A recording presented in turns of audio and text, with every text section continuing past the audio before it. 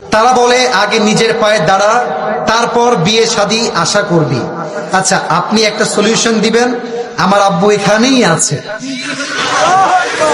আমার বাড়ি এই এলাকায়, আমি পড়াশোনা করি, আমার বয়স 21, আমি একজন মেয়েকে ভালোবাসি, আমাকে সেও ভালোবাসে, কিন্তু বাসা থেকে মেনে নিতে চায় না।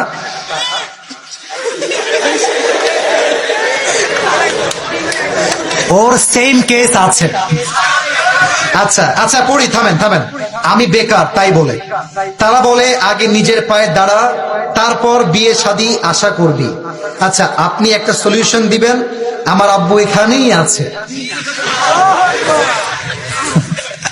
আচ্ছা আচ্ছা আচ্ছা আচ্ছা, let me give the solution please. আমি একটু উত্তর দিচ্ছি, আপনি একটু সময় আমাকে দেন। প্রথম কথা ভাই, বিয়ের জন্য ন্যূনতম সামর্থ্য হলেও তোমার থাকতে হবে। কিছুই নাই আর তুমি ধান্দা করবা, বিয়ে করবো আর हम तो हैप्पी रहेंगे जरूर। मेरे दोस्त, लड़की का चेहरा शादी से पहले एक होता है, शादी के बाद ये चेंज हो जाती है मेरे दोस्त, ঠিক কি না? বিয়ের সময় মনে হবে যে মাশাআল্লাহ, আমি তো একটা রাজরানী নিয়ে এসেছি।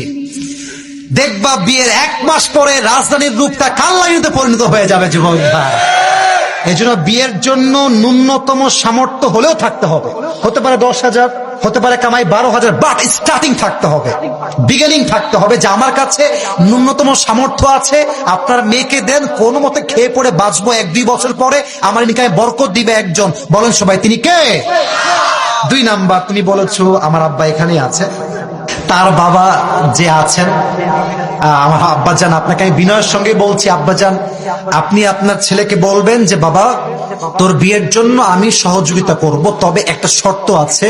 তুই বিয়ের পরে এখন যেমন দামড়ার মতো বসে বসে খাস, বিয়ের পর দামড়ার মতো বসে বসে খেতে পারবি না, তুই কর্মঠ হয়ে কাজ করে খাওয়া লাগবে, ঠিক কিনা বলেন? আচ্ছা, আব্বার সাপোর্টটা কি হবে? আব্বা বলবে তুই বিয়ে করে নিয়ে আয়, 6 মাস 8 মাস, হাসি না, এটা সিরিয়াসলি বলতেছি, 6 মাস 8 মাস 10 মাস 1 বছর আমি আব্বা মোটামুটি হেল্প করবো যতটুকু আমি পারি। তোর খাওয়া দাওয়া শুরু করে কাপড় চোপড় যা আছে, রুম তো আমাদের বাসায় একটা আছেই তোর জন্য, তোর বউ ওই রুমে থাকবে, আর রান্না বান্না যা হবে অর্ধেক তুই খাবি, অর্ধেক তোর বউ খাবে, এদিকে কোনো কমতি হবে না, ঠিক কিনা বলেন? লাভ কি হবে এটা করলে? মেয়ের বাপ যদি বলে এই কথা যে এটা আমার মেয়ে, এটা আমার কলিজার টুকরা, ওর বিয়ের বয়স আহামরি হয় নাই, তবু যেহেতু আপনারা চাচ্ছেন মেয়েকে আমি বিয়ে দিব, নট এ বিগ ডিল, তবে আমার মেয়ে আমার কাছেই থাকবে। বুঝে নগর ভাইয়েরা কথা, গভীর কথা, আমার মেয়ে আমার থাকবে, আপনার ছেলে আপনার থাকবে। এতে করে কি হবে? সম্পর্ক হালাল থাকবে। এরা পার্কে গিয়ে হারাম ভাবে ইটিস পিস কখনো সাহস খুঁজে পাবেন না, এটা হালাল হবে। 2 নাম্বার, আমার মেয়ে আপনার ছেলের বউ হয়েই থাকবে, বাট আপনাদের বাসায় নয়, আমার বাসায় থাকবে। আপনার বাসায় কখন যাবে?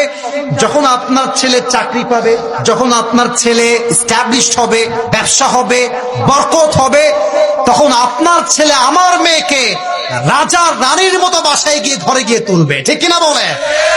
এরকম চিন্তা বাপের হলে, এরকম চিন্তা মেয়ের বাপের হলে, ওয়াল্লাহি আল্লাহর কসম করে বলছি, এই বাংলার মাটিতে জেনার সংখ্যা কমবে, বিয়ের সংখ্যা বেড়ে যাবে, ঠিক কিনা বলেন? 3 নাম্বার কথা বলে শেষ করতে চাই, তুমি যেই মেয়েকে পছন্দ করো, ভাববা না যে দুনিয়াতে একটাই মেয়ে আছে, এটা ভাববা না। তোমাদের প্রবলেম কি জানো? তোমরা হচ্ছে কুয়ার ব্যাংক। কথা বুঝবেন, কুয়ার ব্যাংক মানে কি? কুয়ার ব্যাংক কুয়ার মধ্যে থেকে ভাবে যে এর চেয়ে গভীর পানি তো আর কোথাও হতে পারে না।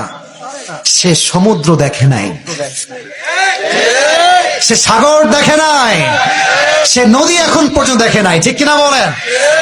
তুমি জাস্ট নওগাঁ ছেড়ে ঢাকায় যাও, তুমি ভাবলা, তুমি তখন কি ভাববা জানো? যে কোথায় আইফোন আর কোথায় নোকিয়া। আরে আমি কাকে বিয়ে করার জন্য পাগল ছিলাম? একটু লেট করলে আমি ভালো মেয়ে বিয়ে করতে পারতাম। আমার কথা একটা মেয়ে দেখলেই পাগল হওয়া যাবে না, কারণ মেয়েদের মাঝে মাঝে উপরে ফিটফাট হয়, ভেতরে পুরোটাই সদরঘাট হয় যুবক ভাই। এই জন্য বিয়ে করতে হবে সেই মেয়েকে, যেই মেয়ের চরিত্র ফাতেমার চরিত্রের মতো পবিত্র চরিত্র হবে, ঠিক কিনা বলে? আল্লাহ আমার যুবক ভাইকে খুবই দ্রুত হালাল ভাবে বিয়ে করার তৌফিক দান করুক, পড়েন সবাই আমিন।